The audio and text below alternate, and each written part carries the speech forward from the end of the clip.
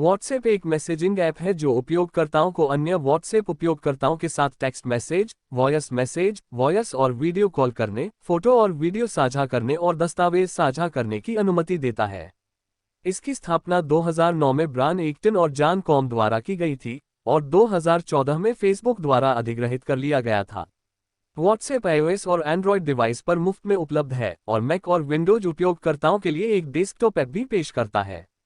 ये सुनिश्चित करने के लिए एंड-टू-एंड एन्क्रिप्शन का उपयोग करता है कि संदेश और कॉल सुरक्षित और निजी हैं, और उपयोगकर्ताओं को एक अद्वितीय सुरक्षा कोड का उपयोग करके अपने संपर्कों की पहचान सत्यापित करने की अनुमति देता है। अपनी मूल संदेश सुविधाओं के अलावा व्हाट्सएप कई अन्य उपकरण और सुविधाएं भी प्रदान करता है, जिनमें शामिल हैं समूह चैट। उपयोगकर्ता 256 सदस्यों तक के समूह बना सकते हैं, जिससे मित्रों, परिवार और सहकर्मियों के साथ आसान संचार की अनुमति मिलती है। स्थिति अद्यतन। उपयोगकर्ता अपने संपर्कों के साथ फोटो, वीडियो और टेक्स्ट अपडेट साझा कर सकते हैं जो 24 घंटों के बाद गायब हो जाते हैं, जैसे इंस्टाग्राम कहानियां या स्नैपचैट। WhatsApp web. उपयोगकर्ता अपने फोन पर एक QR कोड स्कैन करके एक वेब ब्राउज़र पर अपने व्हाट्सएप खाते तक पहुंच सकते हैं, जिससे कंप्यूटर पर आसानी से संदेश भेजा जा सकता है।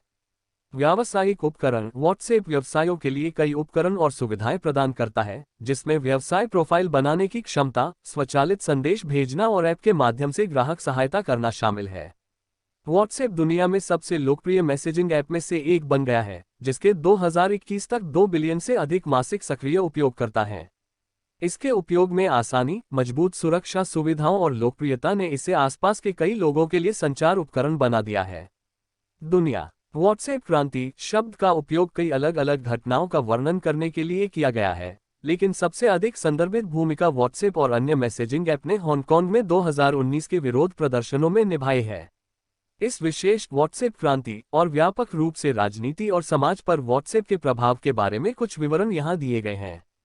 हांगकांग विरोध। 2019 में एक विवादास्पद प्रत्यर्पण बिल के जवाब में हांगकांग में बड़े पैमाने पर विरोध प्रदर्शन हुए, जिसने लोगों को परीक्षण के लिए मुख्य भूमि चीन भेजने की अनुमति दी होगी।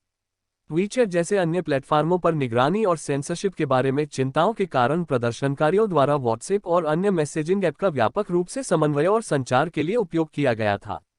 व्हाट्सएप ने प्रदर्शनकारियों को व्यापक दुनिया के साथ समाचार और सूचना साझा करने में मदद करने में भी महत्वपूर्ण भूमिका निभाई, क्योंकि हांगकांग में मुख्यधारा के मीडिया को सरकार के प्रति पक्षपाती के रूप में देखा गया था। राजनीतिक सक्रियतावाद। मेक्सिको में 2018 के राष्ट्रपति चुनाव सहित अन्य संदर्भों में भी व्हाट्सएप को राजनीतिक सक्रियता के लिए एक उपकरण के रूप में इस्तेमाल किया गया है।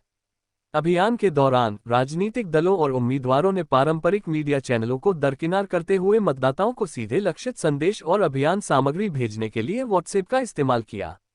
हालांकि विघटन और प्रचार प्रसार के लिए व्हाट्सएप के उपयोग के बारे में भी चिंताएं रही हैं, जैसा कि 2018 ब्राजील के चुनावों के दौरान देखा गया था। गोपनीयता और एन्क्रिप्शन। व्हाट्सएप अपने एंड-टू-एंड एन्क्रिप्शन के लिए जाना जाता है, जिसका अर्थ है कि प्लेटफॉर्म पर भेजे गए संदेश केवल प्रेषक और प्राप्तकर्ता को दिखाई देते हैं।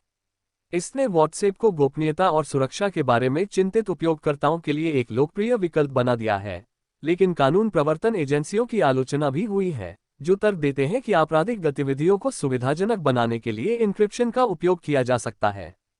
2021 में व्हाट्सएप ने घोषणा की कि वह एक ऐसी सुविधा का परीक्षण शुरू करेगा जो उपयोगकर्ताओं को उनकी गोपनीयता पर और भी अधिक नियंत्रण देने के प्रयास में एक निश्चित अवधि के बाद गायब होने वाले संदेशों को भेजने की अनुमति देगा।